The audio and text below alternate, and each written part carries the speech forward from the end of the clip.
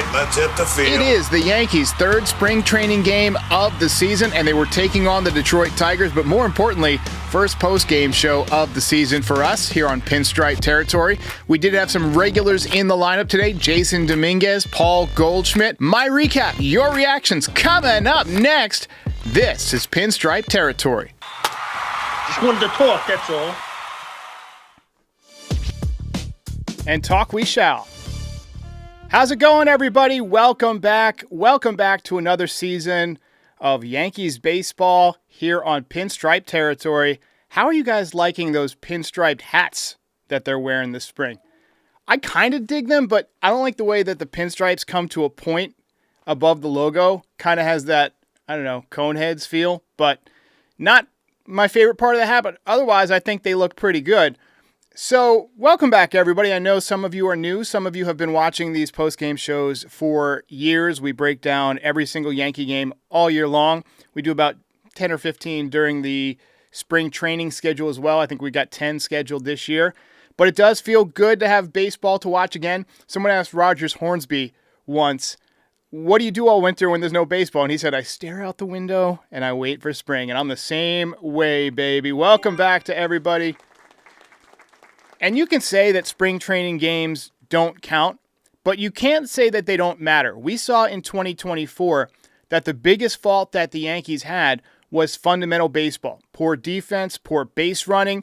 And while most of you would probably agree that a Major League Baseball player should have a pretty well-established command of baseball fundamentals by the time they reach the major leagues, we saw last year that you got to polish that stuff or it goes away. The Yankees made a lot of mistakes, especially in big games. We all remember Game 5 of the World Series. I do think that we have the talent to be better this year. I want to see if it all comes together cohesively. Talent doesn't always equal the best record or the best team. Sometimes, it's, like with the Mets last year, the OMG Mets, a certain chemistry, the thumbs down Yankees of 2017. We need a good chemistry. We need this team to play as a team. And we need them to spend spring training addressing a lot of those issues. The College of London did a number of different studies on this. Building habits and building muscle memory, it usually takes a couple of months. It takes about 66 days for new habits to become automatic. And that's why you change your diet or whatever. It takes a couple of months before you get used to it. Same applies to muscle memory in sports. And that's why getting into a routine is so important for these guys. And springtime is when you establish that routine. And if these guys build fundamentals and practice and actual baseball activities into their daily routine rather than just jacking home runs or whatever, or going to the pitching lab and throwing as hard as you can, I think it will yield results. Mookie Betts did like 30 minutes of infield and outfield drills every day wherever he was playing that day last season. And he was still doing it in the World Series. He was doing it in the spring training. He's doing it again this year. I want the Yankees to adapt some of those policies. But hopefully these guys build in good habits. A couple of new guys on the roster trying to establish routines. Jason Dominguez, Oswald Peraza. And not the prettiest day for the New York Yankees here on the first post-game show of the year. So let's talk a little bit about some of the key takeaways from today's game. I find the spring training lineups to be fascinating because Boone is trying to find out where guys are comfortable. In the opener, he had Dominguez hitting leadoff. Today it was Jazz Chisholm. Jason was hitting cleanup today. He had some trouble in left. We'll talk about that. Goldschmidt was hitting second. Bellinger was hitting third. Still no Aaron Judge in the lineup. Boone said that they wanted to give him a little extra time because he played 150 games last year. I hear ya. So hopefully we'll see him soon, as long as he's better in April this year than he was last year. Last year he was not ready when the season began because he didn't play much during the spring. He was dealing with some injuries. Who knows what he's dealing with right now, if anything. I want him healthy and mashing in April for this team to be at its peak. I think he's going to get walked a lot this year because Stanton is out, not to take anything away from the other guys who could hit behind him, but, big cleanup bat, dangerous. I feel like the Yankees might be one bat short this year. We'll see. But hopefully they can make up for it in some other areas. I'm interested in seeing how this leadoff thing plays out. Last year, Volpe for a while. By the end of the season, it was Gleyber Torres, who we'll talk about in a minute. He really did a great job offensively down the stretch and in the postseason. But, the Yankees really haven't had an established leadoff hitter for a while. And someone needs to step up and seize that job. Cody Bellinger showed some good swings today. Ripped one into the right field corner. Look, his swing is going to be tailor-made for Yankee Stadium. If he stays healthy, I expect 25 to 30 home runs, maybe 85 to 100 RBIs. Maybe he can be that guy that backs up Aaron Judge, that protects him in the order. Peraza looked really smooth on defense today. I just love how he makes the easy throwing motion and the ball just takes off across the infield. Perfect arm strength for third base. Turned a nice round the horn double play in the second inning. Made another outstanding play in the fifth inning on kind of like a pick, and then made a strong throw. Again, doesn't have to really unleash the arm. He's got natural arm strength, so he just kind of flicks it, and that sucker takes off across the infield. Look, spring training for content creators too. Let's go. Struggling with my words here.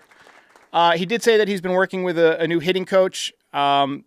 We saw a couple more ground balls to third base today, which has been an issue for him basically his entire professional career. He hits a lot of choppers and soft ground balls to the left side because he's pull happy, right? So hopefully he gets out of that habit. Again, that's what spring training is for. Top 3. Jason Dominguez lost a fly ball in the sun. Can't believe you've done this. Second game that I've watched this spring, and the second play that he's had trouble with in left field. The sun is tough. They mentioned that in Tampa, the high sky, and it's just a tough left field.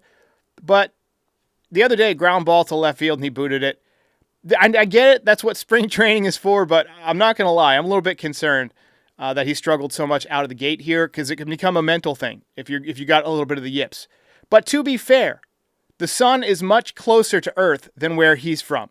It's about 52% bigger in the sky. It's 61 million miles closer, so he'll adapt.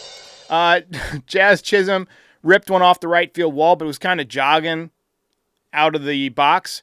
Ended up with a single. I think during the season, that's a double.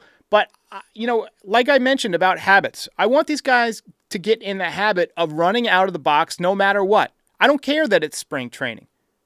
If you run every time out of the box, like Derek Jeter said, you don't have to worry if it's spring training or regular season or playoffs or worry about messing up, if the guy boots it or if it drops in and not getting an extra base because you were running.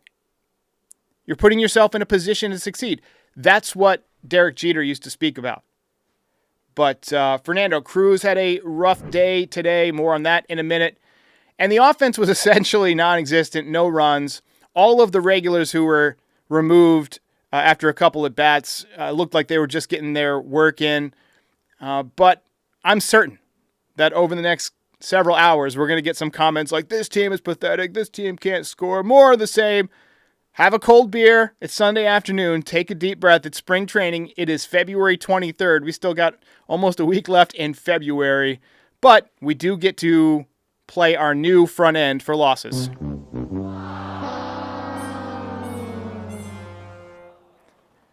And there you have it. So, tough day. Let's talk a little bit about the pitching. Now, typically, this is where we're just going to cover the starting pitcher of the day. Sean Boyle pitched today. I'm going to update his stats real quick. I forgot to update them. Again, spring training for content creators, too. 3 innings, 4 hits, no runs, 1 walk, 2 strikeouts. He did look pretty good. He's got like a 3/4 arm angle, and his changeup looked pretty dope as we update the stats there on the screen. I like guys who throw 3/4 and also have a changeup because the changeup naturally fades down and away anyway. So if you turn your hand just a little bit, right, and this is for pitchers out there, if you turn your hand just a little bit to throw that changeup, you'll get a little bit more vertical sink a lot of times. So I like this kid's stuff. Now, he's obviously not competing to make the rotation. He's a non-roster invitee, but they wanted to get a look at him, and I could see him being one of those guys that gets the call at some point when somebody needs to miss a start or whatever. Do I wish that the starting pitcher for today, for the first post-game show of the year, was a more prominent name, Max Fried or Garrett Cole? Of course I do. But, it's fun to watch the journeyman types try and, earn their keep as well. He worked a 1-2-3 inning in the first, showcased that changeup. And then second inning, he got out of it with a little bit of help from Oswald Peraza at third base. Third inning, he challenged a pitch that was outside and lost. It's going to be interesting, that challenge system, when that eventually comes to Major League Baseball. It's not going to be in there this year because the union has to get a certain amount of notice before it gets implemented. But I do think that Rob Manfred is going to implement it next year, even on his own accord. By the way, you might see that we've got a new stat reel playing on the screen. I have trouble pointing when I'm looking the other direction. With the scores scrolling by of games in progress, it'll also have the standings, all that good stuff. So I hope you guys appreciate that. I kind of dig it because then I don't have to go searching for the score. I can see if a score changes, as it's going by. And I saw the Mets were getting killed. All right. But we got to look at Fernando Cruz today, and it was not good. Yankees got him for Jose Trevino. He stunk up the joint today, allowed a 2-run home run. He does have a very good splitter, but he's another one of those guys that, if healthy, should help the back end of the bullpen. Last year, this team was, I believe they said 17th in swings and misses out of the bullpen. They're going to improve on that with Devin Williams and Fernando Cruz and Jonathan Loaizaga. Just removing Clay Holmes, who is a pitch-to-contact guy, and replacing him with a swing-and-miss guy should result in a lot of, a lot more swings and misses. But I'm not worried about the bullpen. I'm not worried about a bad outing. Again, February 23rd. A lot of times pitchers just getting their work in. That splitter was kind of up today. He'll dial that in as the season goes along. It's a very effective pitch, but it's a very difficult pitch to get a feel for. I know because I used to throw one, and I knew a lot of guys in college that threw them. And it's a pitch that, for years, pitching coaches have said, don't throw it. It's bad for your elbow. But in recent years, we've got more data that says really the toughest pitch on a pitcher's elbow is a fastball. So, I like the splitter. I like guys who throw splitters. It's one of the reasons I like Japanese pitchers. And again, they lead to a lot of swings and misses. And even if you make contact, a lot of ground balls. But anyway, last year, just lack of swing and miss stuff. Hopefully that gets corrected. We got to talk about Gleyber Torres. He was not in the lineup today. I miss seeing him around. I'm not going to miss him on the field all that much, but I like him. He was a good guy. He was a smiley kid, fun personality, and I never really got to give him a proper goodbye when he signed. A lot of us knew he was going to be gone. He was on my Yankees Who Won't Be Back list that I do every year, and I was sitting at Meineke waiting for a car inspection when he signed. So by the time I got home, a couple hours later, the news was already out there, and it just didn't feel right to do a standalone video at that point. So I know we gave him a tough time because of the poor base running and the lousy defense and the poor baseball IQ, but a good guy. And he did have some big games with the Yankees. I'll never forget the walk-off home run he hit against the then Indians his rookie year when Michael Kay goes nuts, and a child shall lead them. One of my favorite all-time Michael Kay calls. 38 home runs in 2019 and absolutely destroyed the Orioles that year. He will be with the Tigers this year, and I think he's going to have a good year. Spacious ballpark. If he maintains that approach that he had with the Yankees in the postseason, I could see him hitting 280, 290.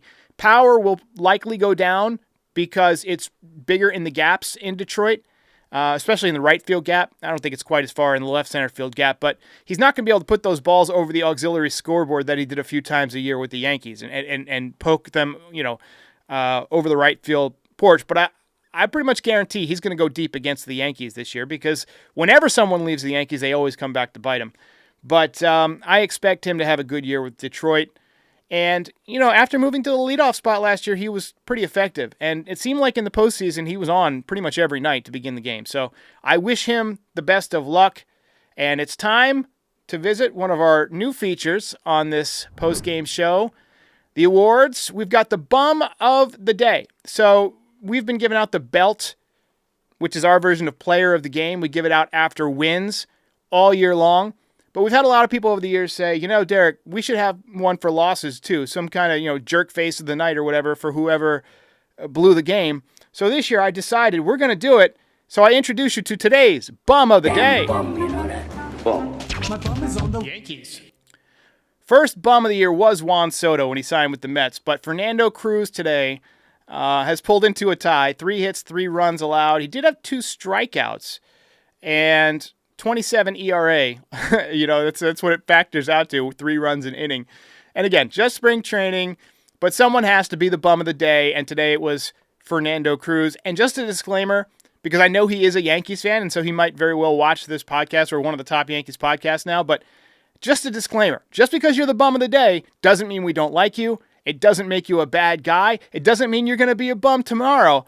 But today, on this day in particular, he was the bum of the day. All right, so let's talk a little bit about the AL East because the Yankees do have a very winnable division this year.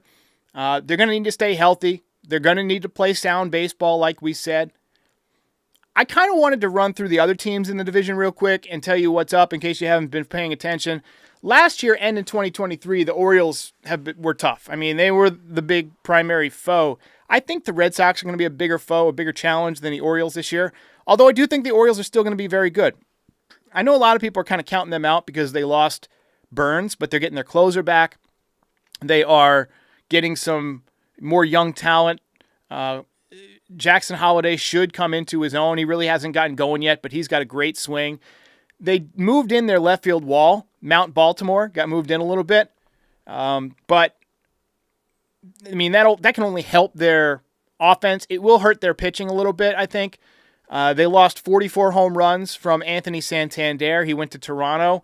I still think they're a 90-plus win team. They added Tyler O'Neill, but he gets hurt every year. But, theoretically, he should take shots at that new reshortened left field porch out there in Baltimore. But Gunnar Henderson is going to be better. Adley Rutschman hasn't peaked yet. He had kind of a down year last year offensively. I think he's got a lot left in the tank. Red Sox are going to be tough. They picked up Bregman. He had 3 hits today. Garrett Crochet. We'll see what happens with Rafi Devers. He's got a lot of drama going on. I'm sure the Yankees fans, like me, would love for him to get traded out of the division just because Garrett Cole wouldn't have to face him as much.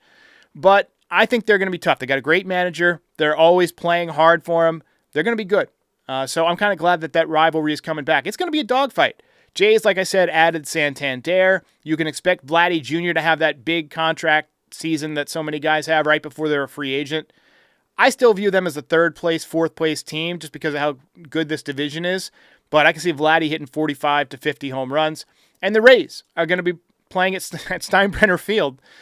I don't think they're going to be as good, but they do have Junior Caminero, who I'm excited to see. Young kid, he had a home run today. A lot of swag. But their franchise player is sitting in a jail cell right now. He might be out on bond, but Wander Franco was supposed to be their future. And, he obviously had some trouble with the law. So he is out of baseball right now. And frankly, his career might be over. But that's where we're at. Appreciate everybody who joined. Let's get to some voicemails here. I'm going to skip the ad today.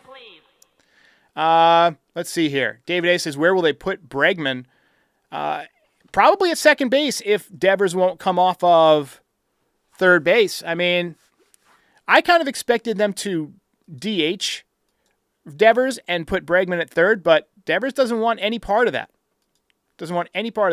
John Obrighter says, hey, kiddo, how the parents doing? I called them yesterday to check in. Both doing much better. They're both out of the hospital now. Dad sounded like his voice was a lot better, so shout out to you guys. I hope you're feeling better. All right, let's get some voicemails. Hey, Derek. It's David from Texas again. Listen, these people are insane about talking about, like, Boone. I don't like Boone, to be honest, but they have the same lineup and the same ability as they did in the dynasty eras. And people don't realize that. That's all I have to say. Love your show. I don't think that they have as good a lineup as they had during the dynasty eras. That if you look at the batting averages on those teams, 280, 290, 300, 320, there's not a lot of that on this team. This team just, quite frankly, doesn't make as much contact. Also, that 90s dynasty team was special in terms of chemistry and makeup. they were a group. They were a true brotherhood. And I don't know if this team has that yet. Yeah, this is Ray. I have a problem with Boone being signed for another 2 years.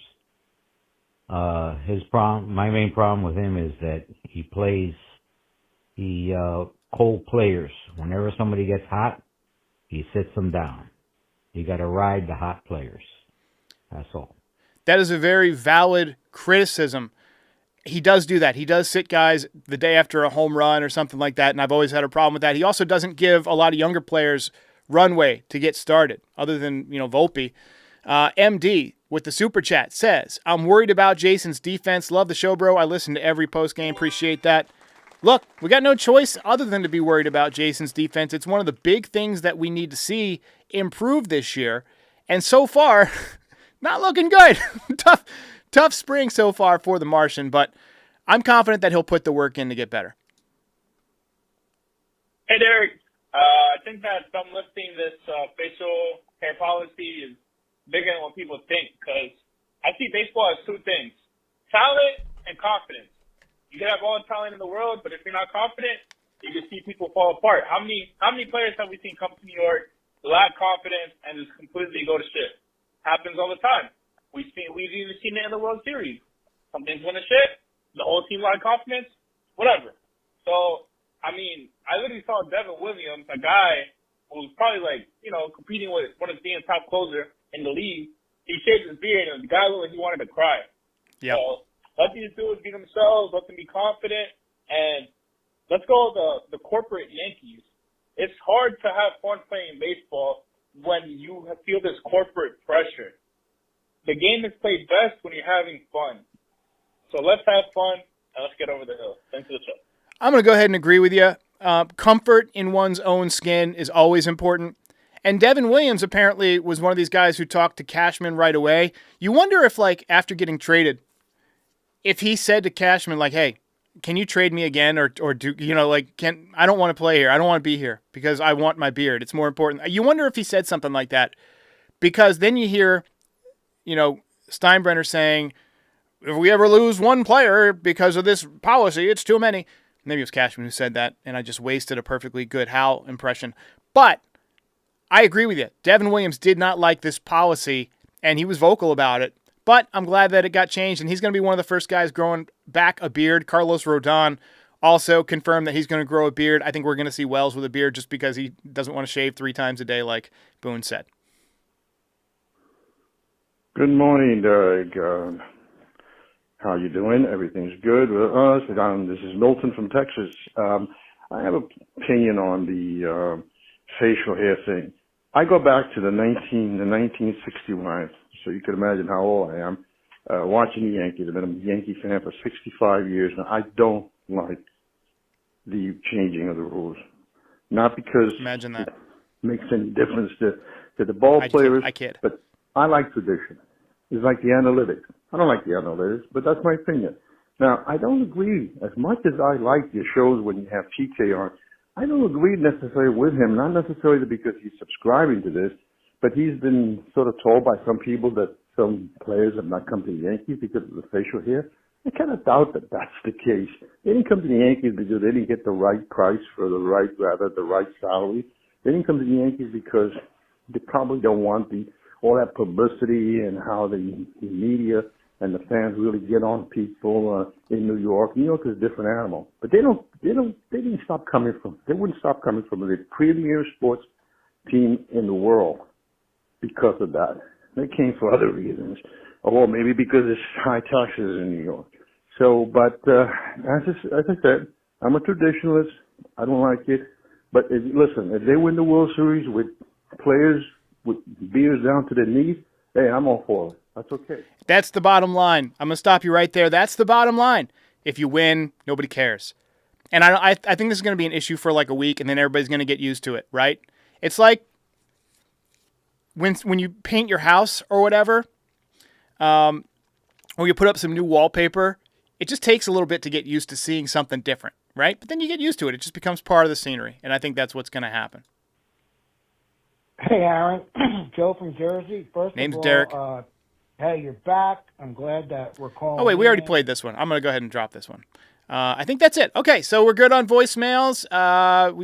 That's all the new ones from today. So call in 718-899-1068. As always, like, subscribe, all that good stuff. We're going to do, right now the plan is to do 10 post-game shows in the spring. The next one should be March 1st, but I might get to it a little bit earlier. We'll see. We'll see how it looks. But the plan is for Judge to play on March 1st, so I will be definitely live for that one. But a couple of podcasts coming this week. Like, subscribe, all that good stuff, and I will see you next time. And follow on all your favorite podcast platforms, and rate us 5 stars. And we're going to hear that again on the outro message. That happens right now. I'll see you next time. Hey, while I've got you here, be sure to like the video and subscribe to the channel.